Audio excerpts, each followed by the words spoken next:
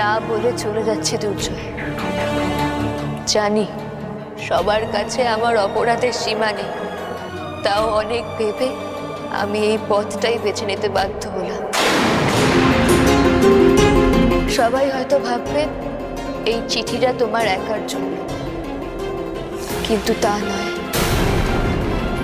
এ বাড়ির প্রতিটা মানুষকে আমি কিছু বলে যেতে চাই।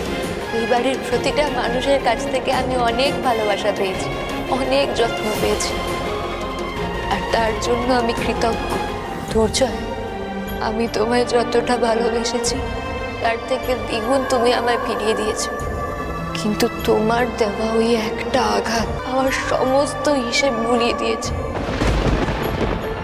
তোমার বলা ওই একটা কথা, আমি তোমায় বিশ্বাস করি না রানী।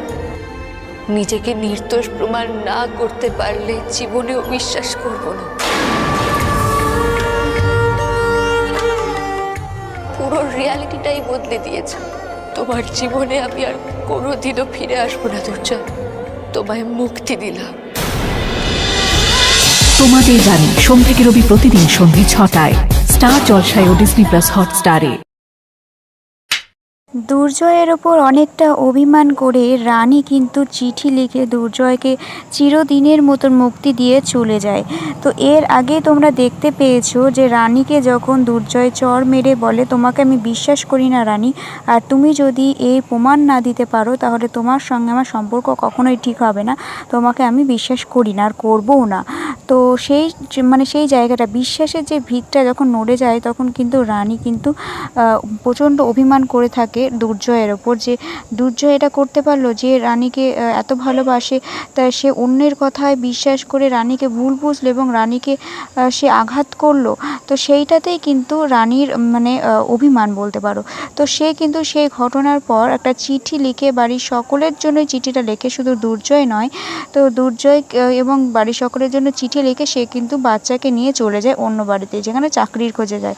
ইতিমধ্যে তোমরা দেখতে পেয়েছো দুর্জয়ের যে বাচ্চা আছে, সে দুনিও কিন্তু যথেষ্ট বড় হয়ে গেছে, 5 বছর হয়ে গেছে দুনির বয়স, এবং রানীও কিন্তু ডাক্তার হয়ে গেছে। রানী কিন্তু তার প্রতিজ্ঞা রেখেছে, অর্থাৎ সংসার সামলিয়ে মা হয়ে সবারই ভালোবাসা নিয়ে রানী কিন্তু একজন প্রতিষ্ঠিত ডাক্তার হতে পেরেছে।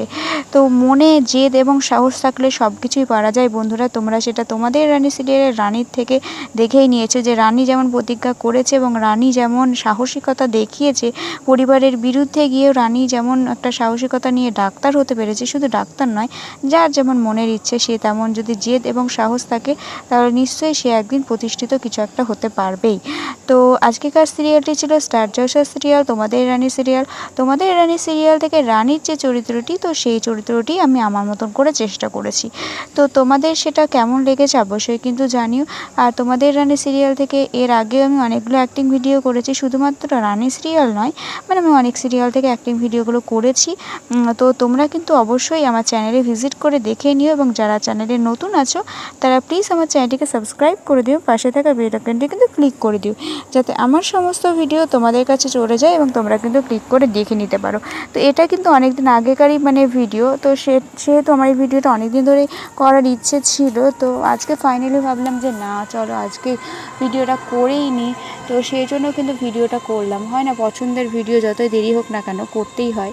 তো সেই জন্য আমার এটা ভালো লাগলো বেশ লেখাটা, তো সেই জন্য কিন্তু আমি ভিডিওটা আমার মতন করে ট্রাই করলাম। তো তোমাদের কেমন লেগেছে অবশ্যই কিন্তু জানিও। তো আমি আমার মতন করে চেষ্টাটা করলাম।